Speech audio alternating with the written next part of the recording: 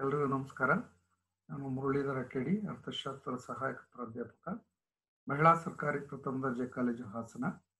ಇಂದು ನಾವು ಮೈಸೂರು ವಿಶ್ವವಿದ್ಯಾನಿಲಯದ 3ನೇ ಸೆಮಿಸ್ಟರ್ನ ಸಮಗ್ರ ಅರ್ಥಶಾಸ್ತ್ರ ತತ್ವಗಳು ಎಂಬುದರಲ್ಲಿ 2ನೇ ಅಧ್ಯಾಯದಲ್ಲಿ ಬರುವಂತಹ ಎ.ಸಿ. ಪಿಗೂರ್ ಅವರ ಉದ್ಯೋಗ ಸಿದ್ಧಾಂತ ಅಥವಾ ವೇತನ ಬೆಲೆ ನಮ್ಯತೆಯನ್ನು ಕುರಿತಂತೆ ತಿಳಿದುಕೊಳ್ತಾ ಹೋಗೋಣ. ಎ.ಸಿ. ಪಿಗೂರ್ ಅವರು ಅಥವಾ ವೇತನ ಬೆಲೆ ನಮ್ಯತೆಯನ್ನ ಕುರಿತಂತೆ ವಿವರಿಸುವಂತಹ ಸಂದರ್ಭದಲ್ಲಿ ಬಹಳ ಪ್ರಮುಖವಾಗಿ ಏನಪ್ಪ ಗಮನಿಸಿದ್ರು ಅಂತಂದ್ರೆ, ಕೂಲಿ ಕಡಿತದ ಮೂಲಕ ಆರ್ಥಿಕತೆಯ ಪೂರ್ಣೋದ್ಯೋಗವನ್ನು ಸಾಧಿಸೋದಕ್ಕೆ ಸಾಧ್ಯ ಇದೆ. ಹಾಗಾಗಿ ಹಣರೂಪಿ ಕೂಲಿ ಮತ್ತು ಬೆಲೆಗಳು ಸ್ಥಿತಿಸ್ಥಾಪಕತ್ವ ಹೊಂದಿದ್ದರೆ ಅರ್ಥವ್ಯವಸ್ಥೆ ಯಾವಾಗಲೂ ಕೂಡ ಪೂರ್ಣೋದ್ಯೋಗ ಮಟ್ಟದಲ್ಲಿ ಇರೋದಕ್ಕೆ ಸಾಧ್ಯ ಇರುತ್ತೆ ಎಂಬುದಾಗಿ ತಿಳಿಸಿದರು.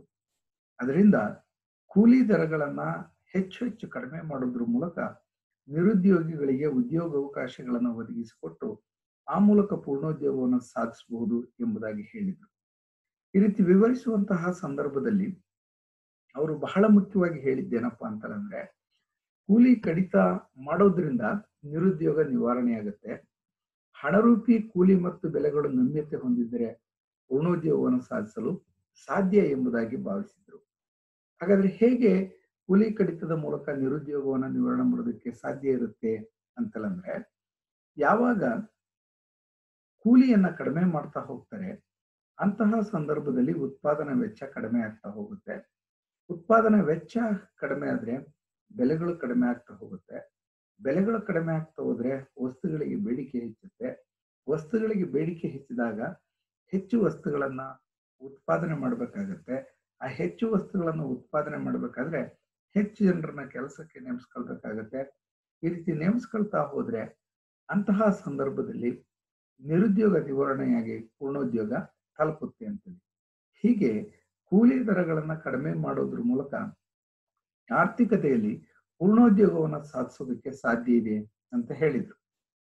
ಜೊತೆಗೆ ಹಣರೂಪಿ ಕೂಲಿಗಳ ಜೊತೆಗೆ ಬೆಲೆಗಳು ಕೂಡ ನಮ್ಯತೆಯನ್ನು ಹೊಂದಿರಬೇಕಾಗುತ್ತೆ ಅಂತೇಳಿ. ಅಂದ್ರೆ ಕೂಲಿಗಳು ಬದಲಾವಣೆ ಆದಂತಹ ಸಂದರ್ಭದಲ್ಲಿ ಬೆಲೆಗಳು ಕೂಡ ಬದಲಾವಣೆ ಆಗ್ಬೇಕು. ಅಂದ್ರೆ ಕೂಲಿ ಕಡಿಮೆ ಆದ್ರೆ ಆಗ ಉತ್ಪಾದನಾ ವೆಚ್ಚವೂ ಕಡಿಮೆ ಆಗೋದ್ರಿಂದ ಬೆಲೆಗಳು ಕೂಡ ಕಡಿಮೆ ಆಗ್ತಾ ಹೋಗ್ಬೇಕು. ಈ ರೀತಿ ಕೂಲಿ ಕಡಿಮೆ ಆದಾಗ ಬೆಲೆಗಳು ಕೂಡ ಕಡಿಮೆ ಆಗ್ತಾ ಹೋಗೋದ್ರಿಂದ ವಸ್ತುಗಳಿಗೆ ಬೇಡಿಕೆ ಹೆಚ್ಚಿ ಉದ್ಯೋಗಾವಕಾಶಗಳು ಹೆಚ್ಚು ಸೃಷ್ಟಿಯಾಗುವ ಮೂಲಕ ನಿರುದ್ಯೋಗ ನಿವಾರಣೆಯಾಗಿ ಪೂರ್ಣೋದ್ಯೋಗ ಸಾಧನೆಯಾಗತ್ತೆ ಅಂತೇಳಿ. ಆದ್ರೆ ಆರ್ಥಿಕತೆಯಲ್ಲಿ ಬಹಳ ಮುಖ್ಯವಾಗಿ ಗಮನಿಸಬೇಕಾಗಿರ್ತಕ್ಕಂಥ ಅಂಶ ಏನಪ್ಪಾ ಅಂತಂದ್ರೆ, ಕೆಲವೊಂದು ಸಂದರ್ಭಗಳಲ್ಲಿ ಘರ್ಷಣಾತ್ಮಕ ಮತ್ತು ಸ್ವಇಚ್ಛೆಯ ನಿರುದ್ಯೋಗ ಇರಬಹುದು ಅಂತೇಳಿ. ಘರ್ಷಣಾತ್ಮಕ ನಿರುದ್ಯೋಗ ಅಂದ್ರೆ ಏನಪ್ಪಾ ಅಂತಂದ್ರೆ, ಯಂತ್ರೋಪಕರಣ ಮತ್ತು ಶ್ರಮಿಕರ ನಡುವೆ ಒಂದು ನಿರ್ದಿಷ್ಟ ಉದ್ಯೋಗಕ್ಕಾಗಿ ಪೈಪೋಟಿ ನಡೆದು ಯಂತ್ರೋಪಕರಣಗಳು ಶ್ರಮಿಕನನ್ನ ಕೆಲಸದಿಂದ ಹೊರಹಾಕ್ತವೆ. ಅದನ್ನು ನಾವು ಘರ್ಷಣಾತ್ಮಕ ನಿರುದ್ಯೋಗ ಎಂಬುದಾಗಿ ಕರಿತೀವಿ. ಸ್ವಇಚ್ಛೆಯ ನಿರುದ್ಯೋಗ ಅಂದ್ರೆ ಏನಪ್ಪಾ ಅಂದ್ರೆ, ಒಬ್ಬ ವ್ಯಕ್ತಿಗೆ ಉದ್ಯೋಗಾವಕಾಶ ಇದ್ರೂ ಕೂಡ ಅವನು ಕೆಲಸ ನಿರ್ವಹಿಸದೆ ನಿರುದ್ಯೋಗಿಯಾಗಿ ಉಳಿಯುವಂತಹ ಸನ್ನಿವೇಶವೇ ಸ್ವಇಚ್ಛೆಯ ನಿರುದ್ಯೋಗ. ಈ ರೀತಿ ಘರ್ಷಣಾತ್ಮಕ ಮತ್ತು ಸ್ವಇಚ್ಛೆಯ ನಿರುದ್ಯೋಗದಿಂದಾಗಿ ಮಾತ್ರ ಆರ್ಥಿಕತೆಯಲ್ಲಿ ನಿರುದ್ಯೋಗ ಇರಬಹುದು. ಆದ್ರೆ ಇದು ಕೂಡ ತಾತ್ಕಾಲಿಕ.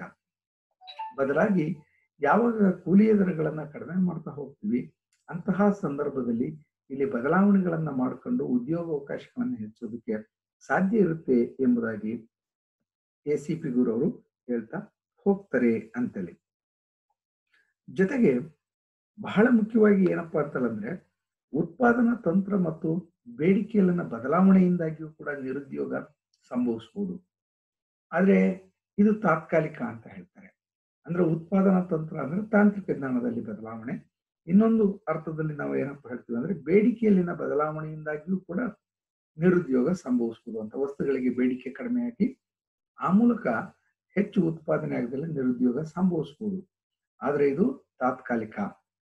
ಇಂತಹ ಸನ್ನಿವೇಶಗಳಲ್ಲಿ ಕೂಲಿಯನ್ನ ಕಡಿಮೆ ಮಾಡೋದ್ರಿಂದ ಆ ಮೂಲಕ ಉತ್ಪಾದನಾ ವೆಚ್ಚ ಕಡಿಮೆಯಾಗಿ ವಸ್ತುಗಳಿಗೆ ಅಥವಾ ವಸ್ತುಗಳ ಬೆಲೆ ಕಡಿಮೆಯಾಗಿ ಬೇಡಿಕೆ ಹೆಚ್ಚೋದ್ರ ಮೂಲಕ ಹೆಚ್ಚು ಉತ್ಪಾದನೆ ಮಾಡಬೇಕು ಅಂದಾಗ ನಿರುದ್ಯೋಗ ನಿವಾರಣೆಯಾಗಿ ಪೂರ್ಣ ಉದ್ಯೋಗ ಸ್ಥಿತಿ ತಲುಪೋದಕ್ಕೆ ಸಾಧ್ಯ ಇರುತ್ತೆ ಎಂಬುದಾಗಿ ಹೇಳಿದರು.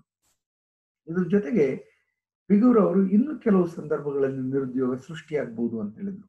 ಯಾವ ಸಂದರ್ಭದಲ್ಲಿ ನಿರುದ್ಯೋಗ ಸೃಷ್ಟಿಯಾಗಬಹುದು ಅಂತಂದ್ರೆ, ಸರ್ಕಾರ ಕನಿಷ್ಠ ಕೂಲಿ ಜಾರಿ ಮಾಡಿ, ಇಲ್ಲವೇ ಕಾರ್ಮಿಕ ಸಂಘಟನೆಗಳು ಹೆಚ್ಚಿನ ಕೂಲಿಯನ್ನ ಕೊಡುವಂತೆ ಹೋರಾಟ ಮಾಡಬಹುದು. ಸೊ ಇಂತಹ ಸಂದರ್ಭದಲ್ಲಿ ನಿರುದ್ಯೋಗ ಸೃಷ್ಟಿಯಾಗಬಹುದು. ಅದನ್ನ ಹೊರತುಪಡಿಸಿ ಯಾವುದೇ ಸಂದರ್ಭದಲ್ಲೂ ಕೂಡ ಆರ್ಥಿಕತೆಯಲ್ಲಿ ನಿರುದ್ಯೋಗ ಇರೋದಕ್ಕೆ ಸಾಧ್ಯ ಇಲ್ಲ. ಒಂದು ವೇಳೆ ಸರ್ಕಾರ ಈ ರೀತಿ ಹಸ್ತಕ್ಷೇಪ ಮಾಡದೇ ಇದ್ರೆ, ಕಾರ್ಮಿಕ ಸಂಘಟನೆಗಳು ಈ ರೀತಿ ಹೋರಾಟವನ್ನ ಮಾಡದಲೆ ಆರ್ಥಿಕತೆಯಲ್ಲಿ ತನ್ನಷ್ಟಕ್ಕೆ ತಾನೇ ಆರ್ಥಿಕ ಚಟುವಟಿಕೆಗಳು ಹೊಂದಾಣಿಕೆ ಆಗುವಂತೆ ಮಾಡಿದ್ರೆ ಅದು ತನ್ನಷ್ಟಕ್ಕೆ ತಾನೇ ನಿವಾರಣೆ ಆಗುತ್ತೆ, ಅಥವಾ ಸ್ವಯಂ ಚಾಲಿತವಾಗಿ ನಿರುದ್ಯೋಗ ನಿವಾರಣೆಯಾಗಿ ಆರ್ಥಿಕತೆ ಪೂರ್ಣೋದ್ಯೋಗವನ್ನು ಪಡೆಯೋದಕ್ಕೆ ಸಾಧ್ಯ ಇರುತ್ತೆ ಅಂತೇಳಿ ಹೇಳಿದ್ರು.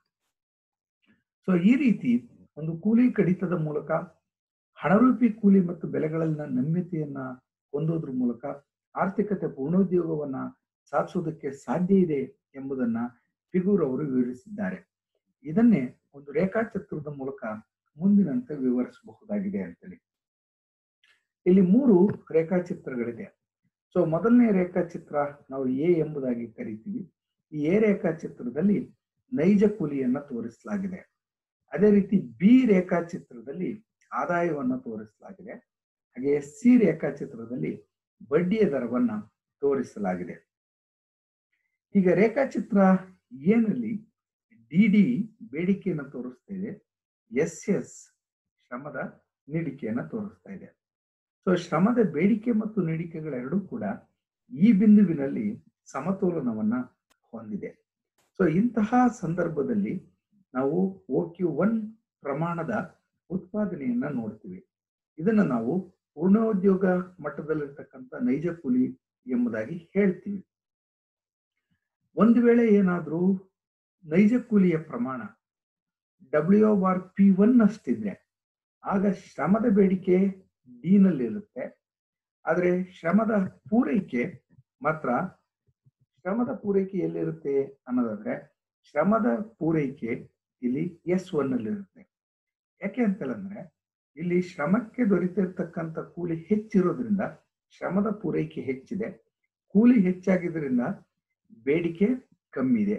ಹಾಗಾಗಿ DS1 ಶ್ರಮದ ಬೇಡಿಕೆ ಮತ್ತು ಪೂರೈಕೆ ನಡುವೆ ಇರತಕ್ಕಂತಹ ಅಂತರವನ್ನ ತೋರಿಸ್ತಾ ಹೋಗುತ್ತೆ. ಅದೇ ಒಂದು ವೇಳೆ OQ ಪ್ರಮಾಣದ ಉತ್ಪಾದನೆ ಇರುವಂತಹ ಸಂದರ್ಭದಲ್ಲಿ ಆದಾಯದ ಪ್ರಮಾಣ OY1 ಆಗಿರುತ್ತೆ. ಸೊ ಈ ಆದಾಯದ ಸಮ ಪ್ರಮಾಣವನ್ನು ತೋರಿಸುವಂತ OP ರೇಖೆಯಲ್ಲಿ ನಾವು ಗಮನಿಸಿರುವ ಹಾಗೆ ಆದಾಯ OY1 ಆಗಿರುತ್ತೆ OQ ಪ್ರಮಾಣದ ಉತ್ಪಾದನೆ ಇರುವಂತಹ ಸಂದರ್ಭದಲ್ಲಿ. ಹಾಗೆಯೇ ನಾವು ಬಡ್ಡಿಯ ದರವನ್ನ ಗಮನಿಸಿದ್ರೆ OQ ಪ್ರಮಾಣದಲ್ಲಿ ಗಮನಿಸಿದಾಗ ಇಲ್ಲಿ ಏನು ಇನ್ವೆಸ್ಟ್ಮೆಂಟ್ ಅಂಡ್ ಸೇವಿಂಗ್ IS ಅಂದ್ರೆ ಉಳಿತಾಯ ಮತ್ತು ಹೂಡಿಕೆ ರೇಖೆ ಏನಿದೆ ಅದು ಇಲ್ಲಿ ನಮಗೆ Y1 E1 ಆಗಿರೋದನ್ನ ನಾವು ಗಮನಿಸ್ತಾ ಹೋಗ್ತೀವಿ. ಇಂತಹ ಸಂದರ್ಭದಲ್ಲಿ ನಾವು ಹಣದ ಪೂರೈಕೆ ಪ್ರಮಾಣ ಎಷ್ಟಿರುತ್ತೆ ಅಂತಂದ್ರೆ OY1 ಆಗಿರುತ್ತೆ. ಅಂದ್ರೆ ಬಡ್ಡಿಯ ದರ ಹೆಚ್ಚಿರೋದ್ರಿಂದ ಇಲ್ಲಿ ಹಣದ ಬೇಡಿಕೆ ಏನಾಗ್ತಾ ಇರುತ್ತೆ ಅಂದ್ರೆ ಕಡಿಮೆ ಇರುತ್ತೆ ಅನ್ನೋದನ್ನ ತೋರಿಸ್ತಾ ಹೋಗುತ್ತೆ. ಆರ್ಥಿಕತೆ ಪೂರ್ಣೋದ್ಯೋಗ ಮಟ್ಟದಲ್ಲಿದೆ ಅಂತಂದಾಗ ಅಂದ್ರೆ OQ1 ಪ್ರಮಾಣದ ಉತ್ಪಾದನೆ ಇದೆ ಅಂತಂದಾಗ ರಾಷ್ಟ್ರದ ಆದಾಯದ ಪ್ರಮಾಣ ಏನಾಗಿದೆ ಅಂತಂದ್ರೆ ಅಂದ್ರೆ ಆರ್ಥಿಕತೆ ಪೂರ್ಣೋದ್ಯೋಗದಲ್ಲಿ ಇರುವಂತಹ ಸಂದರ್ಭದಲ್ಲಿ ಅಥವಾ ಬೇಡಿಕೆ ಮತ್ತು ನೀಡಿಕೆ ಸಮತೋಲನದಲ್ಲಿ ಇರುವಂತಹ ಸಂದರ್ಭದಲ್ಲಿ ರಾಷ್ಟ್ರದಲ್ಲಿ ಪೂರ್ಣೋದ್ಯೋಗ ಮಟ್ಟದ ಒಂದು ಆದಾಯ YF ಅದು ಇಲ್ಲಿ OQ1 ಪ್ರಮಾಣದಲ್ಲಿ ತೋರಿಸ್ತಾ ಇದೆ. ಅಂದ್ರೆ OQ1 ಪ್ರಮಾಣದ ಉತ್ಪಾದನೆ ಇರಬೇಕಾದಾಗ ಆದಾಯ OYF ಪ್ರಮಾಣದಾಗಿರುತ್ತೆ ಅಂತ. ಅದೇ ರೀತಿ ಬಡ್ಡಿಯ ದರ ನಾವು OYF ಪ್ರಮಾಣದಲ್ಲಿ ಆದಾಯ ಇರುವಂತಹ ಸಂದರ್ಭದಲ್ಲಿ ಹಣದ ಪೂರೈಕೆ ಜಾಸ್ತಿ ಇರೋದ್ರಿಂದಾಗಿ ಇದನ್ನ LMP0 ಬಿಂದು ತೋರಿಸ್ತಾ ಇದೆ. ಇಂತಹ ಸಂದರ್ಭದಲ್ಲಿ ಹೂಡಿಕೆ IS ರೇಖೆ ಈ ಬಿಂದುವಿನಲ್ಲಿ ಸಮತೋಲನದಲ್ಲಿ ಹೊಂದಿರೋದ್ರಿಂದ ಬಡ್ಡಿಯ ದರ ಏನಾಗಿದೆ ಅಂತಂದ್ರೆ ನಾವು ಗಮನಿಸಿರುವ ಹಾಗೆ OYF ಪ್ರಮಾಣದಲ್ಲಿರೋದನ್ನ ನಾವು ಕಾಣ್ತಾ ಹೋಗಬಹುದಾಗಿದೆ ಅಂತೇಳಿ. ಅಂದ್ರೆ ORF ಪ್ರಮಾಣದ ಒಂದು ಬಡ್ಡಿಯ ದರವನ್ನು ಏನಂತ ಕರಿತೀವಿ ಅಂದ್ರೆ ಪೂರ್ಣೋದ್ಯೋಗ ಪ್ರಮಾಣದ ಬಡ್ಡಿಯ ದರ ಎಂಬುದಾಗಿ ಕರಿತೀವಿ. ಒಟ್ಟಿನಲ್ಲಿ ಸಮತೋಲನ ಈ ಬಿಂದುವಿನಲ್ಲಿ ಇರುವಂತಹ ಸಂದರ್ಭದಲ್ಲಿ ಬಹಳ ಮುಖ್ಯವಾಗಿ ಗಮನಿಸಬೇಕಾಗಿರೋದೇನೆಂದ್ರೆ ಸಿ ರೇಖಾಚಿತ್ರದಲ್ಲಿ ತೋರಿಸಿರುವಂತೆ OYF ಪ್ರಮಾಣದಲ್ಲಿ ನಾವು ಬಿ ರೇಖಾಚಿತ್ರದಲ್ಲಿ ತೋರಿಸಿರುವಂತಹ ಪೂರ್ಣೋದ್ಯೋಗ ಮಟ್ಟದ ಆದಾಯ ಇದ್ರೆ ಸಿ ಬಿಂದುವಿನಲ್ಲಿ ಅಥವಾ ಸಿ ರೇಖಾಚಿತ್ರದಲ್ಲಿ ಇರುವಂತೆ RF ಒಂದು ಸಮತೋಲನ ಪ್ರಮಾಣದ ಬಡ್ಡಿಯ ದರ ಆಗಿರುತ್ತೆ ಅಂತೇಳಿ. ಇಂತಹ ಸಂದರ್ಭದಲ್ಲಿ ಸಮತೋಲನ ಪ್ರಮಾಣದ ನೈಜ ಕೂಲಿ ಯಾವ್ದಪ್ಪ ಆಗಿರುತ್ತೆ ಅಂದ್ರೆ WOP ಆಗಿರುತ್ತೆ ಅಂತೇಳಿ ಹೇಳ್ತೀವಿ. ಒಟ್ಟಿನಲ್ಲಿ ಪೂರ್ಣೋದ್ಯೋಗ ಮಟ್ಟದ ಉತ್ಪಾದನೆ ಯಾವ್ದಾಗಿರುತ್ತಪ್ಪ ಅಂದ್ರೆ OQ1. ಸೊ ಸಂಕ್ಷಿಪ್ತವಾಗಿ ಹೇಳೋದಾದ್ರೆ OQ1 ಪ್ರಮಾಣದ ಒಟ್ಟು ಉತ್ಪಾದನೆ ಇರಬೇಕಾದ್ರೆ WOP ಸಮತೋಲನ ಪ್ರಮಾಣದ ನೈಜ ಕೂಲಿಯಾಗಿರುತ್ತೆ ಅಥವಾ ಪೂರ್ಣೋದ್ಯೋಗ ಮಟ್ಟದ ನೈಜ ಕೂಲಿಯಾಗಿರುತ್ತೆ. OYF ಪೂರ್ಣೋದ್ಯೋಗ ಮಟ್ಟದ ಆದಾಯವಾಗಿರುತ್ತೆ. ORF ಪೂರ್ಣೋದ್ಯೋಗ ಮಟ್ಟದ ಬಡ್ಡಿಯ ದರ ಆಗಿರುತ್ತೆ ಅಂತೇಳಿ. ಹೀಗೆ ಆರ್ಥಿಕತೆ ಪೂರ್ಣೋದ್ಯೋಗ ಮಟ್ಟವನ್ನ ತಲುಪಿದಂತಹ ಸಂದರ್ಭದಲ್ಲಿ ಸಮತೋಲನ ಹೊಂದೋದ್ರ ಜೊತೆಗೆ ಅಲ್ಲಿ ನಿರುದ್ಯೋಗವಾಗ್ಲಿ ಅಥವಾ ಹಣದುಬ್ಬರವಾಗ್ಲಿ ಯಾವುದು ಇರದಲೆ ಆರ್ಥಿಕತೆಯಲ್ಲಿ ಒಂದು ಸ್ಥಿರತೆ ಇರುತ್ತೆ ಮತ್ತೆ ಎಲ್ಲ ಸಂಪನ್ಮೂಲಗಳು ಸಮರ್ಪಕವಾಗಿ ಬಳಕೆಯಾಗುತ್ತೆ ಎಂಬುದಾಗಿ AC ಪಿಗೂರ್ ಅವರು ತಮ್ಮ ಸಿದ್ಧಾಂತದಲ್ಲಿ ವ್ಯಕ್ತಪಡಿಸ್ತಾ ಹೋಗ್ತಾರೆ. ಹೀಗೆ ಆರ್ಥಿಕತೆಯಲ್ಲಿ ಕೂಲಿ ಕಡಿತದ ಮೂಲಕ ನಿರುದ್ಯೋಗವನ್ನು ನಿವಾರಣೆ ಮಾಡಬಹುದು ಎಂಬುದಾಗಿ AC ಪಿಗೂರ್ ಅವರು ತಮ್ಮ ಸಿದ್ಧಾಂತದಲ್ಲಿ ಪ್ರತಿಪಾದನೆ ಮಾಡಿದ್ದಾರೆ. ಹೀಗೆ ಕೂಲಿ ಕಡಿತವನ್ನ ಮಾಡೋದ್ರ ಮೂಲಕ ಉತ್ಪಾದನಾ ವೆಚ್ಚವನ್ನು ತಗ್ಗಿಸಿ ಬೆಲೆಗಳು ಕಡಿಮೆಯಾಗುವಂತೆ ಮಾಡಿ ವಸ್ತುಗಳಿಗೆ ಬೇಡಿಕೆಯನ್ನು ಹೆಚ್ಚಿಸಿ ಆ ಮೂಲಕ ಹೆಚ್ಚು ಉದ್ಯೋಗಾವಕಾಶಗಳು ದೊರೆಯುವಂತೆ ಮಾಡೋದ್ರ ಮೂಲಕ ಪೂರ್ಣೋದ್ಯೋಗವನ್ನು ಸಾಧಿಸಬಹುದು ಎಂದು ವಾದಿಸಿದಂತಹ AC ಪಿಗೂರ್ ಅವರ ಸಿದ್ಧಾಂತವನ್ನ ಕೇನ್ಸ್ ಮತ್ತು ಅವರ ಅನುಯಾಯಿಗಳು ಮುಂದಿನ ಅಂಶಗಳ ಆಧಾರದ ಮೇಲೆ ಟೀಕೆಯನ್ನ ಮಾಡ್ತಾ ಹೋಗ್ತಾರೆ. ಅದರಲ್ಲಿ ಮೊದಲನೇ ಟೀಕೆ ಏನಪ್ಪಾ ಅಂತಂದ್ರೆ ಕೂಲಿ ಕಡಿತದ ಮೂಲಕ ಆರ್ಥಿಕತೆಯಲ್ಲಿ ನಿರುದ್ಯೋಗ ನಿವಾರಣೆ ಅಸಾಧ್ಯ, ಯಾವುದೋ ಒಂದು ಕೈಗಾರಿಕೆಯಲ್ಲಿ ಸಾಧ್ಯವಾಗಬಹುದು ಅಂತೇಳಿ. ಸೊ ಅಂದ್ರೆ ಕೇನ್ಸ್ ಅವರು ಏನ್ ಹೇಳ್ತಾರೆ ಅಂತಂದ್ರೆ ಕೂಲಿಯನ್ನ ಕಡಿತ ಮಾಡೋದ್ರಿಂದ ನಿರುದ್ಯೋಗ ನಿವಾರಣೆ ಆಗಲ್ಲ, ಬದಲಾಗಿ ಇದನ್ನ ಸಾಮೂಹಿಕವಾಗಿ ಅಥವಾ ಸಮಗ್ರವಾಗಿ ಜಾರಿಗೆ ತಂದ್ರೆ ಇಡೀ ಆರ್ಥಿಕತೆಯಲ್ಲಿ ನಿರುದ್ಯೋಗ ಹೆಚ್ಚುತ್ತೆ, ಪೂರ್ಣೋದ್ಯೋಗ ಸಾಧನೆ ಆಗಲ್ಲ ಎಂಬುದಾಗಿ ಟೀಕೆ ಮಾಡ್ತಾರೆ. ಆದ್ರೆ ಒಂದು ಕೈಗಾರಿಕೆಯಲ್ಲಿ ಮಾತ್ರ ಕೂಲಿ ಕಡಿಮೆ ಮಾಡಿ ನಿರುದ್ಯೋಗವನ್ನು ನಿವಾರಣೆ ಮಾಡಬಹುದು. ಎಲ್ಲಾ ಕೈಗಾರಿಕೆಗಳಲ್ಲೂ ಈ ನಿಯಮವನ್ನು ಅಳವಡಿಸ್ಕೊಂಡ್ರೆ ನಿರುದ್ಯೋಗ ಕಡಿಮೆ ಆಗೋದ್ರ ಬದಲು ಹೆಚ್ಚುತ್ತೆ ಅಂತ ಹೇಳ್ತಾರೆ. ಹೇಗೆ ಅನ್ನೋದಂದ್ರೆ ಕೂಲಿ ಕಡಿಮೆ ಮಾಡಿದ್ರೆ ಕಾರ್ಮಿಕರ ಆದಾಯ ಕಡಿಮೆ ಆಗುತ್ತೆ, ಕಾರ್ಮಿಕರ ಆದಾಯ ಕಡಿಮೆ ಆದ್ರೆ ಬೇಡಿಕೆ ಕಡಿಮೆ ಆಗ್ತಾ ಹೋಗುತ್ತೆ, ಬೇಡಿಕೆ ಕಡಿಮೆ ಆದ್ರೆ ಬೆಲೆ ಕಡಿಮೆ ಆಗುತ್ತೆ, ಬೆಲೆ ಕಡಿಮೆ ಆದ್ರೆ ಲಾಭ ಕಡಿಮೆ ಆಗುತ್ತೆ, ಲಾಭ ಕಡಿಮೆ ಆದ್ರೆ ಉತ್ಪಾದಕನಿಗೆ ನಷ್ಟ ಆಗುತ್ತೆ, ಉತ್ಪಾದಕನಿಗೆ ನಷ್ಟ ಆದ್ರೆ ಅವನು ಕೆಲಸಗಾರರಿಂದ ಕೆಲಸಕ್ಕೆ ತೆಗೆದುಹಾಕ್ತಾ ಹೋಗ್ತಾನೆ. ಯಾವಾಗ ಕೆಲಸಗಾರನ ಕೆಲಸದಿಂದ ತೆಗೆದುಹಾಕ್ತಾನೆ ಕಾರ್ಮಿಕರು ನಿರುದ್ಯೋಗಿಗಳಾಗ್ತಾರೆ, ನಿರುದ್ಯೋಗಿಗಳಾದ್ರೆ ಅವರ ಆದಾಯ ಕಡಿಮೆ ಆಗ್ತಾ ಹೋಗುತ್ತೆ, ಪುನಃ ಬೇಡಿಕೆ ಕಡಿಮೆಯಾಗಿ ಬೆಲೆ ಕಡಿಮೆಯಾಗಿ ಲಾಭ ಕಡಿಮೆಯಾಗಿ ಉತ್ಪಾದನೆ ಕುಂಠಿತಗೊಂಡು ಆ ಮೂಲಕ ನಿರುದ್ಯೋಗದ ಪ್ರಮಾಣ ಹೆಚ್ಚಾಗ್ತಾ ಹೋಗುತ್ತೆ. ಹಾಗಾಗಿ ಕೂಲಿಯನ್ನ ಕಡಿಮೆ ಮಾಡೋದ್ರಿಂದ ಸಂಪ್ರದಾಯವಾದಿಗಳು ಹೇಳಿರುವ ಹಾಗೆ ಕಡಿಮೆ ಆಗೋದ್ರ ಬದಲು ನಿರುದ್ಯೋಗ ಕೂಲಿಯ ಕಡಿತದೊಂದಿಗೆ ಹೆಚ್ಚುತ್ತಾ ಹೋಗುತ್ತೆ ಎಂದು ಹೇಳೋದ್ರ ಮೂಲಕ ಈ AC ಪಿಗೂರ್ ಅವರ ಕೂಲಿ ಕಡಿತದ ನೀತಿಯನ್ನ ಟೀಕಿಸ್ತಾ ಹೋಗ್ತಾರೆ. ಎರಡನೇ ಒಂದು ಅಂಶ ಪರಿಣಾಮಕಾರಿ ಬೇಡಿಕೆ ಮತ್ತು ಹಣ ಸಂಬಂಧಿ ಕ್ರಮಗಳ ಮೂಲಕ ಪೂರ್ಣೋದ್ಯೋಗ ಸಾಧಿಸಲು ಸಾಧ್ಯವೇ ಹೊರತು ಕೂಲಿಯ ಕಡಿತದಿಂದ ಸಾಧ್ಯ ಇಲ್ಲ ಅಂತ.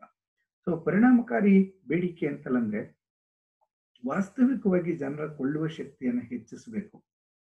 ಜೊತೆಗೆ ಹಣ ಸಂಬಂಧಿ ಕ್ರಮಗಳು ಅಂತಂದ್ರೆ ಆರ್ಥಿಕತೆಯಲ್ಲಿ ಹಣದ ಚಲಾವಣೆಯನ್ನ ಹೆಚ್ಚಿಸೋದ್ರ ಮೂಲಕ ನಿರುದ್ಯೋಗವನ್ನ ನಿವಾರಣೆ ಮಾಡಬಹುದು ಅಂತ ಹೇಳ್ತಾರೆ. ಅಂದ್ರೆ ಜನರ ವಾಸ್ತವಿಕ ಕೊಳ್ಳುವ ಶಕ್ತಿಯನ್ನ ಪರಿಣಾಮಕಾರಿ ಬೇಡಿಕೆ ಹೇಳ್ತಾ ಹೋಗುತ್ತೆ. ಯಾವಾಗ ಜನರಲ್ಲಿ ಕೊಳ್ಳುವ ಶಕ್ತಿಯನ್ನ ಹಣದ ಪೂರೈಕೆ ಹೆಚ್ಚಳದ ಮೂಲಕ ಹೆಚ್ಚಿಸ್ತಾ ಹೋಗ್ತೀವಿ, ಆಗ ವಸ್ತುಗಳಿಗೆ ಬೇಡಿಕೆ ಹೆಚ್ಚಾಗ್ತಾ ಹೋಗುತ್ತೆ, ಬೇಡಿಕೆ ಹೆಚ್ಚಾಗ್ತಾ ಹೋದ್ರೆ ಬೆಲೆ ಹೆಚ್ಚುತ್ತೆ, ಬೆಲೆ ಹೆಚ್ಚುತ್ತಾ ಹೋದ್ರೆ ಲಾಭ ಹೆಚ್ಚಾಗ್ತಾ ಹೋಗುತ್ತೆ, ಲಾಭ ಹೆಚ್ಚಾಗ್ತಾ ಹೋದರೆ ಉತ್ಪಾದಕ ಹೆಚ್ಚು ಉತ್ಪಾದನೆ ಮಾಡ್ತಾ ಹೋಗ್ತಾನೆ. ಹೆಚ್ಚು ಉತ್ಪಾದನೆ ಮಾಡಬೇಕಾದ್ರೆ ಉದ್ಯೋಗ ಅವಕಾಶಗಳು ಹೆಚ್ಚುತ್ತಾ ಹೋಗುತ್ತೆ.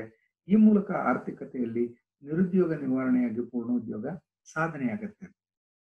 ಹಾಗಾಗಿ ಕೇವಲ ಕೂಲಿಯ ಕಡಿತದಿಂದ ಅಥವಾ ಬಡ್ಡಿ ದರಗಳನ್ನ ಕಡಿಮೆ ಮಾಡಿದ್ರೆ ನಿರುದ್ಯೋಗ ನಿವಾರಣೆ ಆಗಲ್ಲ ಎಂಬುದಾಗಿ ವಾದಿಸ್ತಾ ಹೋಗ್ತಾರೆ. ಮೂರನೇ ಒಂದು ಟೀಕೆ ಏನಪ್ಪಾ ಅಂದ್ರೆ, ಹಣರೂಪಿ ಮತ್ತು ನೈಜ ಕೂಲಿ ನಡುವೆ ನೇರ ಸಂಬಂಧವಿರದೆ ವ್ಯತಿರಿಕ್ತ ಸಂಬಂಧವಿರುತ್ತೆ ಎಂಬುದಾಗಿ ಹೇಳ್ತಾರೆ. ಸಾಂಪ್ರದಾಯಿಕ ಪಂಥದವರು ಹಣರೂಪಿ ಕೂಲಿ ಮತ್ತು ನೈಜ ಕೂಲಿಯ ನಡುವೆ ನೇರವಾದಂತ ಸಂಬಂಧವಿರುತ್ತೆ ಅಂತ ಹೇಳ್ತಾರೆ. ಆದ್ರೆ ಕೇನ್ಸ್ ಮತ್ತೆ ಅವರ ಅನುಯಾಯಿಗಳು ಏನ್ ಹೇಳ್ತಾರೆ ಅಂದ್ರೆ, ಹಣರೂಪಿ ಕೂಲಿ ಮತ್ತೆ ನೈಜ ಕೂಲಿಯ ನಡುವೆ ನೇರ ಸಂಬಂಧವಿರಲ್ಲ, ಬದಲಾಗಿ ವಿರುದ್ಧ ಸಂಬಂಧ ಅಥವಾ ವ್ಯತಿರಿಕ್ತ ಸಂಬಂಧವಿರುತ್ತೆ ಅಂತ. ಹಣರೂಪಿ ಕೂಲಿ ಹೆಚ್ಚಾಗ್ತಾ ಹೋದ್ರೆ ನೈಜ ಕೂಲಿ ಕಡಿಮೆ ಆಗ್ತಾ ಹೋಗುತ್ತೆ, ಅಥವಾ ನೈಜ ಕೂಲಿ ಹೆಚ್ಚಾಗ್ತಾ ಹೋದ್ರೆ ಹಣರೂಪಿ ಕೂಲಿ ಕಡಿಮೆ ಆಗ್ತಾ ಹೋಗುತ್ತೆ. ಇವೆರಡರ ನಡುವೆ ನೇರವಾದಂತಹ ಸಂಬಂಧ ಇರಲ್ಲ. ಈ ರೀತಿ ನೇರವಾದಂತಹ ಸಂಬಂಧ ಇರುತ್ತೆ ಅಂತ ಭಾವಿಸ್ಕೊಂಡಿರೋದು ತಪ್ಪು ಎಂಬುದಾಗಿ ಅವರು ಟೀಕೆ ಮಾಡ್ತಾ ಹೋಗ್ತಾರೆ. ನಾಲ್ಕನೇ ಒಂದು ಅಂಶ, ನೈಜ ವೇತನಗಳ ಕಡಿತವನ್ನು ಹಣರೂಪಿ ವೇತನ ಕಡಿತದ ಮೂಲಕ ಸಾಧಿಸದೆ ಬೆಲೆ ಕಡಿತದ ಮೂಲಕ ಸಾಧಿಸಬೇಕು ಅಂತ ಹೇಳ್ತಾರೆ. ಸೊ ನೈಜ ವೇತನಗಳ ಕಡಿತವನ್ನ ಯಾವುದ್ರ ಮೂಲಕ ಸಾಧಿಸಬೇಕು ಅಂತಂದ್ರೆ ಬೆಲೆ ಕಡಿತದ ಮೂಲಕ ಸಾಧಿಸಬೇಕು ಹೊರತು ಹಣರೂಪಿ ವೇತನದ ಕಡಿತದ ಮೂಲಕ ಸಾಧಿಸಬಾರದು. ಒಂದು ವೇಳೆ ಹಣರೂಪಿ ವೇತನದ ಕಡಿತದ ಮೂಲಕ ಸಾಧಿಸಿದ್ರೆ ಅಂತಹ ಸಂದರ್ಭದಲ್ಲಿ ಹೆಚ್ಚು ಹೆಚ್ಚು ಸಮಸ್ಯೆಗಳು ಆರ್ಥಿಕತೆಯಲ್ಲಿ ಸೃಷ್ಟಿಯಾಗ್ತಾ ಹೋಗುತ್ತೆ. ಅಂದ್ರೆ ಹಣರೂಪಿ ವೇತನ ಕಡಿತ ಮಾಡ್ತಾ ಹೋದ್ರೆ ಅದರಿಂದ ಲಾಭಗಳು ಕಡಿಮೆ ಆಗ್ತಾ ಹೋಗುತ್ತೆ. ಲಾಭಗಳು ಕಡಿಮೆ ಆಗ್ತಾ ಹೋದಾಗೆ ಆರ್ಥಿಕ ಚಟುವಟಿಕೆಯಲ್ಲಿ ಉದ್ಯೋಗ ಅವಕಾಶಗಳು ಕಡಿಮೆ ಆಗೋದ್ರ ಮೂಲಕ ನಿರುದ್ಯೋಗ ಉಂಟಾಗುತ್ತೆ. ಈ ಕಾರಣದಿಂದಾಗಿ ಹಣರೂಪಿ ವೇತನವನ್ನ ಯಾವುದೇ ಸಂದರ್ಭದಲ್ಲಿ ಕಡಿಮೆ ಮಾಡಬಾರ್ದು. ಕೇವಲ ಬೆಲೆ ಕಡಿತದ ಮೂಲಕ ಸಾಧಿಸಬೇಕು ಹೊರತು ನಾವು ಕೂಲಿಯನ್ನ ಕಡಿಮೆ ಮಾಡಿ ಯಾವುದೇ ಸಂದರ್ಭದಲ್ಲಿ ಪೂರ್ಣೋದ್ಯೋಗವನ್ನು ಸಾಧಿಸೋದಕ್ಕೆ ಅವಕಾಶ ಮಾಡಿಕೊಡಬಾರದು ಎಂಬುದಾಗಿ ಹೇಳ್ತಾ ಹೋಗ್ತಾರೆ. ಹಾಗೆ ಐದನೇದು, ಆಧುನಿಕ ಜಗತ್ತಿನಲ್ಲಿ ಕೂಲಿ ಕಡಿತ ಸಾಧ್ಯವಿಲ್ಲ. ಯಾಕಪ್ಪ ಅಂತಂದ್ರೆ ವಾಸ್ತವಿಕ ಜಗತ್ತಿನಲ್ಲಿ ಕಾರ್ಮಿಕ ಸಂಘಟನೆಗಳು, ಸರ್ಕಾರಗಳು ಇವೆಲ್ಲವೂ ಕೂಡ ಕನಿಷ್ಠ ಕೂಲಿಯನ್ನು ನಿಗದಿಪಡಿಸಿದೆ. ಸೊ ಇಂತಹ ಸಂದರ್ಭದಲ್ಲಿ ಪದೇ ಪದೇ ಹಸ್ತಕ್ಷೇಪಗಳ ಆಗ್ತಾ ಹೋಗೋದ್ರಿಂದ ಕೂಲಿ ಕಡಿತ ಒಂದು ಕನಸಿನ ಮಾತಾಗಿರುತ್ತೆ. ಈ ಕಾರಣದಿಂದಾಗಿ ಕೂಲಿ ಕಡಿತದ ಬಗೆಗೆ ಹೇಳುವ ಮೂಲಕ ಪಿಗೂರ್ ಅವರು ವಾಸ್ತವಿಕವಾಗಿ ಸಾಧ್ಯವಿಲ್ಲದೆ ಇರತಕ್ಕಂಥ ಒಂದು ಅಂಶವನ್ನ ಪ್ರತಿಪಾದಿಸಿದ್ದಾರೆ ಎಂಬುದಾಗಿ ಕೂಡ ಟೀಕೆ ಮಾಡ್ತಾ ಹೋಗ್ತಾರೆ. ಆರನೇದಾಗಿ, ಸಮಾಜದ ಇತರ ವರ್ಗಗಳ ಕೂಲಿ ಕಡಿತ ಮಾಡದೆ ಕಾರ್ಮಿಕರ ಕೂಲಿ ಮಾತ್ರ ಕಡಿತ ಮಾಡುವುದು ಸರಿಯಲ್ಲ. ಸೊ ಪಿಗೂರ್ ಅವರು ಕಾರ್ಮಿಕರ ಕೂಲಿಯನ್ನ ಮಾತ್ರ ಕಡಿಮೆ ಮಾಡ್ತಾ ಹೋಗ್ತಾರೆ. ಬೇರೆ ಬೇರೆ ವರ್ಗದ ಕಾರ್ಮಿಕರಿದ್ದಾರೆ, ಅವರ ಒಂದು ಕೂಲಿಯನ್ನ ಕಡಿಮೆ ಮಾಡೋದ್ರ ಬಗ್ಗೆ ಇವರು ಏನು ಹೇಳದೇ ಇರೋದು ಕೂಡ ತಪ್ಪು ಎಂಬುದಾಗಿ ಟೀಕೆ ಮಾಡಲಾಗಿದೆ. ಹಾಗೆಯೇ ಎ.ಸಿ. ಪಿಗೂರ್ ಅವರು ತಮ್ಮ ಸಿದ್ಧಾಂತವನ್ನ ಮಂಡನೆ ಮಾಡುವಂತಹ ಸಂದರ್ಭದಲ್ಲಿ ಅಪರಿಪೂರ್ಣ ಪೈಪೋಟಿ ಅಸ್ತಿತ್ವದಲ್ಲಿರುತ್ತೆ, ಉಳಿತಾಯ ಮತ್ತು ಹೂಟೆ ಸಮಾನತೆ ಇರುತ್ತೆ, ಸರ್ಕಾರದ ತಾಟಸ್ಥ್ಯ ನೀತಿ ಇರಬೇಕಾಗುತ್ತೆ ಏನು ಕಲ್ಪನೆಗಳನ್ನ ಮಾಡ್ಕೊಂಡಿದ್ದಾರೆ, ಈ ಕಲ್ಪನೆಗಳು ಅವಾಸ್ತವಿಕ. ಯಾಕೆ ಅಂತಂದ್ರೆ ವಾಸ್ತವಿಕ ಜಗತ್ತಿನಲ್ಲಿ ಪರಿಪೂರ್ಣ ಪೈಪೋಟಿ ಮಾರುಕಟ್ಟೆಯನ್ನ ಕಾಣೋದಕ್ಕೆ ಸಾಧ್ಯವೇ ಇಲ್ಲ. ಉಳಿತಾಯ ಮಾಡಿದಂತ ಎಲ್ಲಾ ಹಣವನ್ನ ಹೂಡಿಕೆಯಾಗಿ ಮಾಡ್ತಾರೆ ಅನ್ನೋದು ತಪ್ಪು. ಯಾಕಪ್ಪ ಅಂತಂದ್ರೆ ಉಳಿತಾಯ ಮಾಡಿದಂತ ಹಣವನ್ನ ಅನುತ್ಪಾದಕ ಚಟುವಟಿಕೆಗಳಲ್ಲೂ ಕೂಡ ಬಳಸ್ಕೊಳ್ಳಕ್ ಸಾಧ್ಯ ಇದೆ. ಹಾಗಾಗಿ ಉತ್ಪಾದಕ ಚಟುವಟಿಕೆಗಳಲ್ಲೇ ಸಂಪೂರ್ಣವಾಗಿ ಬಳಕೆ ಆಗುತ್ತೆ ಅಂತೇನು ಪಿಗೂರ್ ಅವರು ಭಾವಿಸಿದ್ರು, ಅದು ಕೂಡ ಸರಿ ಇಲ್ಲ ಅಂತೇಳಿ ಸರ್ಕಾರ ಆರ್ಥಿಕ ಚಟುವಟಿಕೆಗಳಲ್ಲಿ ಹಸ್ತಕ್ಷೇಪ ಮಾಡಬಾರದು ಅಂತ ಹೇಳ್ತಾರೆ. ಆದ್ರೆ ಆರ್ಥಿಕ ಚಟುವಟಿಕೆಗಳ ಅಭಿವೃದ್ಧಿ ಆಗ್ಬೇಕಾದ್ರೆ, ಆರ್ಥಿಕ ಚಟುವಟಿಕೆಗಳ ಒಂದು ಸ್ಥಿರತೆಯನ್ನ ಕಾಯ್ದುಕೊಳ್ಬೇಕಂದ್ರೆ ಸರ್ಕಾರದ ಒಂದು ಮಧ್ಯಪ್ರವೇಶ ಅತ್ಯವಶ್ಯಕವಾಗಿರುತ್ತೆ. ಅದರ ಬದಲಾಗಿ ಪರಿಪೂರ್ಣ ಪೈಪೋಟಿ, ಉಳಿತಾಯ ಮತ್ತು ಹೂಟೆಯ ಸಮಾನತೆ, ಸರ್ಕಾರದ ತಾಟಸ್ಥ್ಯ ನೀತಿ ಇರುತ್ತೆ ಎಂಬ ಏನು ಕಲ್ಪನೆಗಳನ್ನ ಮಾಡ್ಕೊಂಡಿದ್ದಾರೆ, ಇವೆಲ್ಲವೂ ಕೂಡ ಅವಾಸ್ತವಿಕ ಎಂಬುದಾಗಿ ಟೀಕೆಯನ್ನ ಮಾಡಲಾಗಿದೆ ಅಂತೇಳಿ ಹೇಳ್ತೀವಿ. ಸೊ ಹೀಗೆ ಈ ಸಾಂಪ್ರದಾಯಿಕ ಒಂದು ಉದ್ಯೋಗ ಸಿದ್ಧಾಂತದ ಬಗ್ಗೆಯೂ ಕೂಡ ಟೀಕೆಗಳನ್ನ ಕಾಣ್ತಾ ಹೋಗ್ತೀವಿ. ಈ ಹಿಂದೆ ಏನು ವಿವರಿಸಿದೀವಿ ಅವೆಲ್ಲವೂ ಕೂಡ ಎ.ಸಿ. ಪಿಗೂರ್ ಅವರ ಒಂದು ವೇತನ ಬೆಲೆ ನಿರ್ಣಯತೆಗೆ ಸಂಬಂಧಪಟ್ಟಂತಹ ಟೀಕೆಗಳಾಗಿರುತ್ತೆ. ಒಟ್ಟಾರೆಯಾಗಿ ಸಾಂಪ್ರದಾಯಿಕ ಪಂಥದ ಅರ್ಥಶಾಸ್ತ್ರಜ್ಞರು ಏನು ಸಿದ್ಧಾಂತಗಳನ್ನ ಪ್ರತಿಪಾದನೆ ಮಾಡಿದ್ದಾರೆ, ಆ ಸಿದ್ಧಾಂತದ ಬಗೆಗೆ ಇರ್ತಕ್ಕಂತಹ ಟೀಕೆಗಳು ಏನು ಅನ್ನೋದನ್ನ ಕ್ರೋಢೀಕರಿಸಿ ಮುಂದಿನಂತೆ ಹೇಳ್ಬೋದು ಅಂತೇಳಿ. ಒಂದು, ಪೂರ್ಣೋದ್ಯೋಗ ಅವಾಸ್ತವಿಕ ಎಂಬುದಾಗಿ ಟೀಕೆ ಮಾಡ್ತಾ ಹೋಗ್ತಾರೆ. ಈಗಾಗಲೇ ಕಲ್ಪಿಸಿಕೊಂಡಿರುವ ಹಾಗೆ ಸಾಂಪ್ರದಾಯಿಕ ಪಂಥದ ಅರ್ಥಶಾಸ್ತ್ರಜ್ಞರು ಆರ್ಥಿಕತೆಯಲ್ಲಿ ಪೂರ್ಣೋದ್ಯೋಗ ಇರುತ್ತೆ ಅಂತ ಹೇಳ್ತಾರೆ. ಆದ್ರೆ ಪೂರ್ಣೋದ್ಯೋಗ ಸಾಧ್ಯವೇ ಇಲ್ಲ ಎಂಬುದಾಗಿ ಟೀಕೆಯನ್ನ ಕೇನ್ಸ್ ಮತ್ತು ಅವರ ಬೆಂಬಲಿಗರು ಹೇಳ್ತಾರೆ. ಯಾಕಪ್ಪ ಅಂತಂದ್ರೆ ಲಭ್ಯವಿರ್ತಕ್ಕಂಥ ಎಲ್ಲ ನೈಸರ್ಗಿಕ ಮತ್ತು ಮಾನವ ಸಂಪನ್ಮೂಲಗಳನ್ನ ಸಂಪೂರ್ಣವಾಗಿ ಬಳಸ್ಕೊಳ್ಳೋದಕ್ಕೆ ಸಾಧ್ಯ ಇಲ್ಲ. ಹಾಗಾಗಿ ಪೂರ್ಣೋದ್ಯೋಗ ಅನ್ನೋದು ಒಂದು ಕನಸಿನ ಮಾತು ಎಂಬುದಾಗಿ ಹೇಳ್ತಾರೆ. ಎರಡನೇದಾಗಿ ಕೂಲಿ ಕಡಿತದ ನೀತಿ ಸರಿಯಾದ್ದಲ್ಲ ಎಂಬುದಾಗಿ ಟೀಕೆ ಮಾಡ್ತಾರೆ.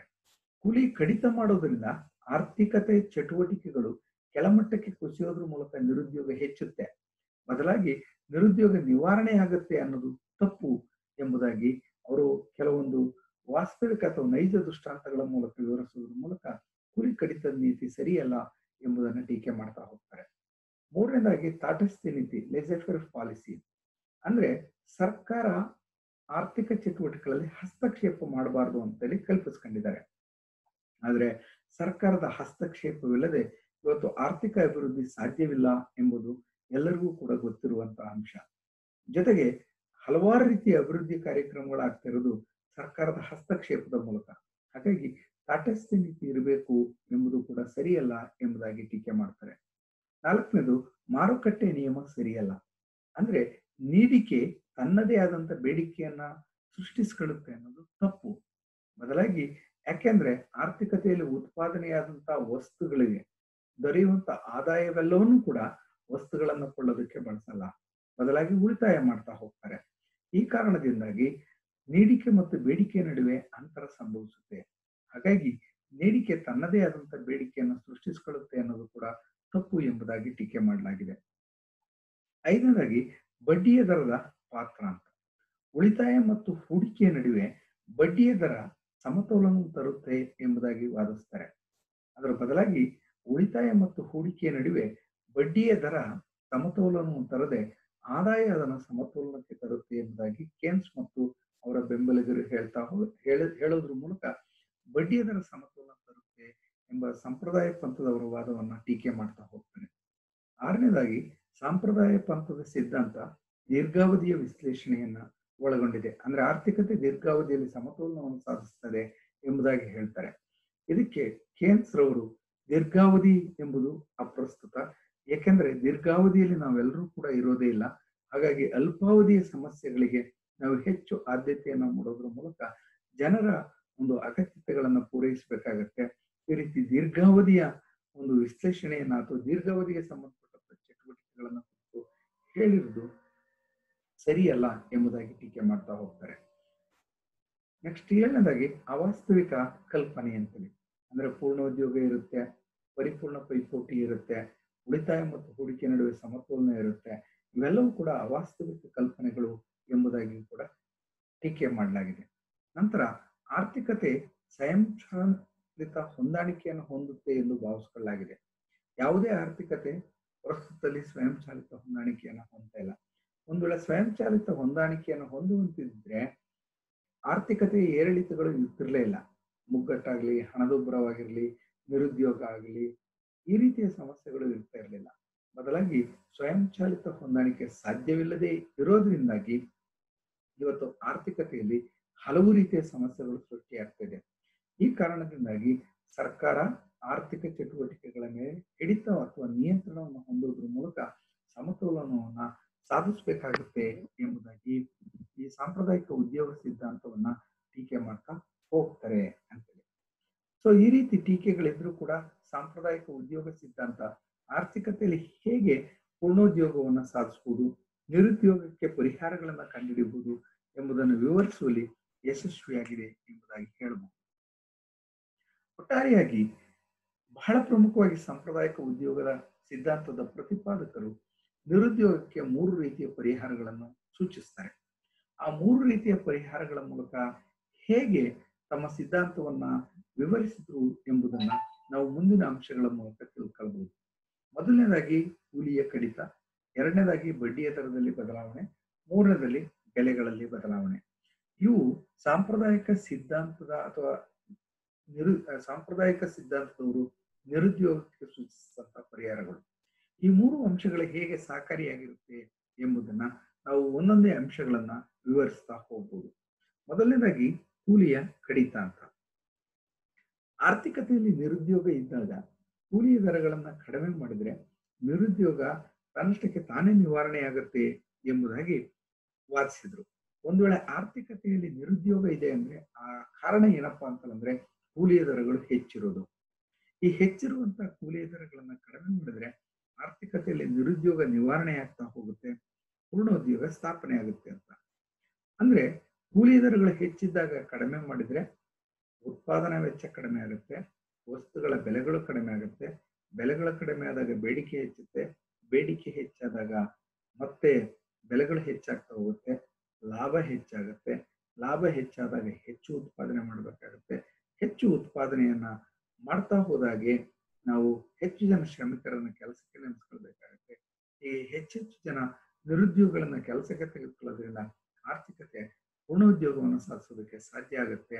ಈ ಕಾರಣದಿಂದಾಗಿ ಕೂಲಿಯ ದರಗಳನ್ನ ಕಡಿಮೆ ಮಾಡೋದ್ರ ಮೂಲಕ ನಿರುದ್ಯೋಗವಿದ್ದಾಗ ನಿರುದ್ಯೋಗವನ್ನು ನಿವಾರಣೆ ಮಾಡಿ ಪೂರ್ಣೋದ್ಯೋಗವನ್ನು ಸಾಧಿಸೋದಕ್ಕೆ ಸಾಧ್ಯ ಇರುತ್ತೆ ಎಂಬುದಾಗಿ ಹೇಳಿದ್ರು.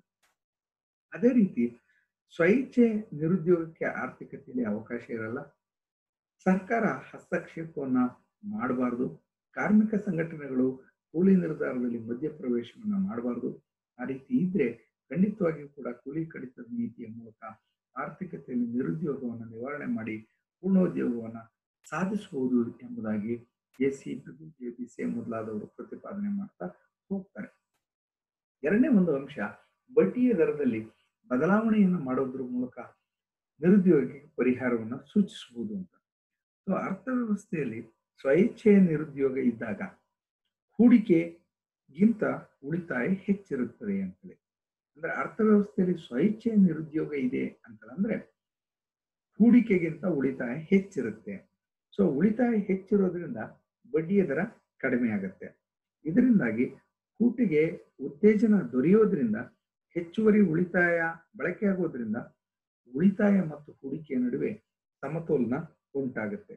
ಹೀಗೆ ಬಡ್ಡಿಯ ದರದಲ್ಲಿ ಬದಲಾವಣೆಯನ್ನು ಉಂಟು ಮಾಡೋದ್ರ ಮೂಲಕ ಉಳಿತಾಯ ಮತ್ತು ಹೂಡಿಕೆಯಲ್ಲಿ ಸಮತೋಲನವನ್ನು ಸಾಧಿಸಿ ಪೂರ್ಣೋದ್ಯೋಗವನ್ನು ಸಾಧಿಸಬಹುದು ಅಂತೇಳಿ.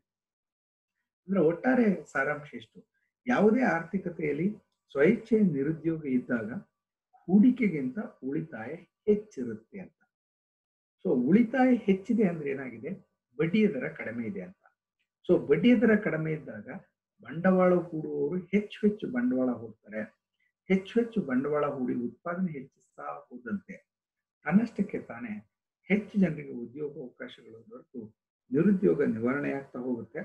ಜೊತೆಗೆ ಉಳಿತಾಯ ಮತ್ತು ಹೂಡಿಕೆಯ ನಡುವೆ ಸಮತೋಲನವನ್ನ ಬಡ್ಡಿ ದರದ ಸಾಧಿಸೋದ್ರ ಮೂಲಕ ಆರ್ಥಿಕತೆ ಪೂರ್ಣೋದ್ಯೋಗವನ್ನು ಸಾಧಿಸೋದಕ್ಕೆ ಸಾಧ್ಯವಾಗುತ್ತೆ ಅನ್ನೋದನ್ನು ಕೂಡ ಈ ಒಂದು ಸಿದ್ಧಾಂತದಲ್ಲಿ ಸಾಂಪ್ರದಾಯಿಕ ಸಿದ್ಧಾಂತದವರು ಹೇಳ್ತಾ ಹೋಗ್ತಾರೆ.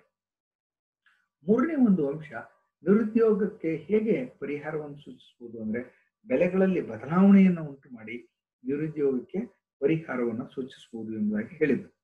ಆರ್ಥಿಕತೆಯಲ್ಲಿ ಬೆಲೆಗಳು ಕಡಿಮೆ ಇದ್ದಾಗ ಸರ್ಕಾರ ಹಣದ ಪೂರೈಕೆಯನ್ನು ಹೆಚ್ಚಿಸಿ ಸರಕು ಮತ್ತು ಸೇವೆಗಳ ಬೆಲೆಗಳು ಹೆಚ್ಚುವಂತೆ ಮಾಡಬೇಕು ಎಂಬುದಾಗಿ ಹೇಳ್ತಾರೆ. ಅಂದ್ರೆ ಆರ್ಥಿಕತೆಯಲ್ಲಿ ಬೆಲೆ ಕಡಿಮೆ ಇದೆ, ಆ ಬೆಲೆ ಕಡಿಮೆ ಇದ್ರೆ ಅಂತಹ ಸಂದರ್ಭದಲ್ಲಿ ಸರ್ಕಾರ ಹಣದ ಪೂರೈಕೆಯನ್ನು ಹೆಚ್ಚಿಸ್ಬಿಟ್ರೆ ಜನರ ಬಳಿ ಹೆಚ್ಚು ಹಣ ದೊರೆಯೋದ್ರಿಂದ ಜನ ವಸ್ತುಗಳನ್ನ ಕೊಡ್ತಾ ಹೋಗ್ತಾರೆ. ವಸ್ತುಗಳನ್ನ ಕೊಡ್ತಾ ಹೋದಾಗೆ ಬೇಡಿಕೆ ಹೆಚ್ಚುತ್ತೆ, ಬೇಡಿಕೆ ಹೆಚ್ಚಿದಾಗ ಬೆಲೆಗಳು ಹೆಚ್ಚುತ್ತೆ.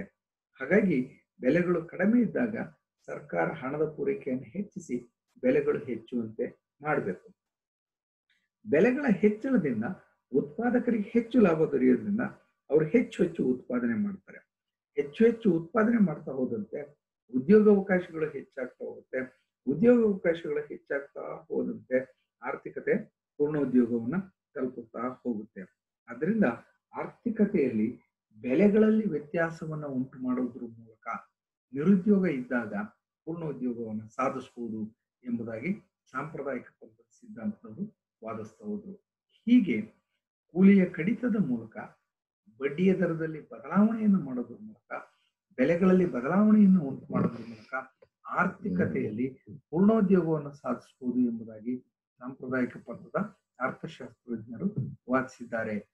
ಸೊ ಒಟ್ಟಾರೆಯಾಗಿ ಈ ಸಾಂಪ್ರದಾಯಿಕ ಉದ್ಯೋಗ ಸಿದ್ಧಾಂತ ಹಲವು ರೀತಿಯಲ್ಲಿ ನಿರುದ್ಯೋಗಕ್ಕೆ ಕಾರಣವಾಗಿರುವಂತಹ ಸಮಸ್ಯೆಗೆ ಅಥವಾ ಸಮಸ್ಯೆಗಳಿಗೆ ಪರಿಹಾರವನ್ನು ಒದಗಿಸಿಕೊಡುವಂತಹ ಪ್ರಯತ್ನವನ್ನು ಮಾಡೋದ್ರ ಮೂಲಕ ಪೂರ್ಣೋದ್ಯೋಗವನ್ನು ಹೇಗೆ ಸಾಧಿಸಬಹುದು ಎಂಬುದನ್ನು ಸಮರ್ಥವಾಗಿ ಒಂದು ವಾದಿಸುವಲ್ಲಿ ಅಥವಾ ಸಮರ್ಥವಾಗಿ ಸಿದ್ಧಾಂತವನ್ನು ಮಂಡಿಸುವಲ್ಲಿ ಯಶಸ್ವಿಯಾಗಿದೆ ಎಂಬುದಾಗಿ ಹೇಳಬಹುದು.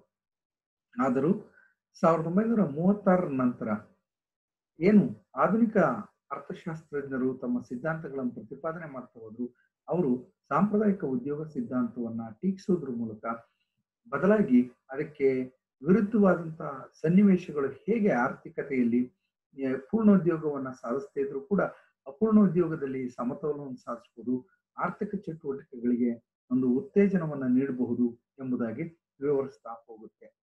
ಸೊ ಹೀಗೆ ಸಾಂಪ್ರದಾಯಿಕ ಉದ್ಯೋಗ ಸಿದ್ಧಾಂತ ಆರ್ಥಿಕತೆಯಲ್ಲಿ 1776ರಿಂದ 1936ರವರೆಗೂ ಕೂಡ ತನ್ನದೇ ಆದಂತಹ ಒಂದು ಶ್ರೇಷ್ಠತೆಯನ್ನ ಮತ್ತು ಮಹತ್ವವನ್ನು ಹೊಂದಿದ್ದು ಹಲವಾರು ಸಮಸ್ಯೆಗಳಿಗೆ ಪರಿಹಾರವನ್ನ ಒದಗಿಸಿಕೊಡುವಲ್ಲಿ ಯಶಸ್ವಿಯಾಗಿದೆ. ಆದರೂ ಆ ಸಿದ್ಧಾಂತದಲ್ಲಿದ್ದಂತಹ ಕೆಲವೊಂದು ಲೋಪದೋಷಗಳನ್ನ ಎಲ್ಲರ ಒಂದು ಗಮನಕ್ಕೆ ತರೋದ್ರ ಮೂಲಕ ಅದಕ್ಕೆ ಬದಲಿಯಾಗಿರ್ತಕ್ಕಂಥ ಪರಿಹಾರ ಕ್ರಮಗಳನ್ನ ಸೂಚಿಸಿದಂತ ಕೀರ್ತಿ ಕೇನ್ಸ್ ರವರಿಗೆ ಸಲ್ಲುತ್ತೆ ಅಂತ ಹೇಳ್ಬೋದು. ಸೊ ಕೇನ್ಸ್ ರವರು ಹೇಗೆ ನಿರುದ್ಯೋಗಕ್ಕೆ ಅಥವಾ ಉದ್ಯೋಗಾವಕಾಶಗಳ ಸೃಷ್ಟಿಗೆ, ಆದಾಯ ಹೆಚ್ಚಳಕ್ಕೆ ಪರಿಹಾರಗಳನ್ನು ಸೂಚಿಸಿದ್ರು ಎಂಬುದನ್ನ ಮುಂದಿನ ಒಂದು ತರಗತಿಯಲ್ಲಿ ನೋಡ್ತಾ ಹೋಗೋಣ. ಎಲ್ರಿಗೂ ಕೂಡ ಧನ್ಯವಾದ.